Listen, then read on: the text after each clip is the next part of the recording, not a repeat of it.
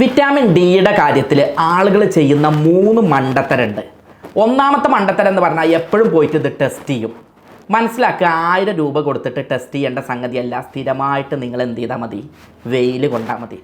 രണ്ടാമത്തെ മണ്ടത്തരം, ആളുകൾ കരുതുന്നത് ഈ ഇത് കുറേ മരുന്ന് കുടിച്ചിട്ട് തീർക്കേണ്ടതാണ് എന്നുള്ളതാണ്.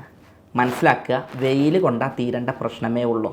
മൂന്നാമത്തെ മണ്ടത്തരം, വെയിൽ രാവിലത്തെ വെയിലാണ് ഡോക്ടറെ, അത് ഞങ്ങൾ സ്ഥിരം കൊള്ളുന്നുണ്ട്, ഉച്ചക്കുള്ള വെയിൽ കൊള്ളലില്ല എന്ന് പറയും.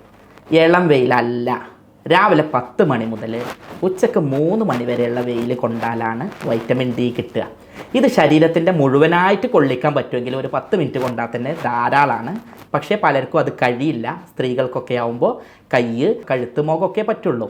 അങ്ങനെയുള്ളവരാണെങ്കിൽ ഒരു 15 മിനിറ്റ് മുതൽ 45 മിനിറ്റ് വരെ ദിവസവും കൊള്ളുന്നതാണ് നല്ലത്. വൈറ്റമിൻ ഡി പണം കൊടുത്ത് മരുന്ന് കുടിച്ചുണ്ടാക്കേണ്ടതല്ല, നിങ്ങളുടെ വീട്ടിൻ്റെ മുറ്റത്തുള്ള വെയിൽ കൊണ്ടിട്ട് ഉണ്ടാക്കേണ്ടതാണ്.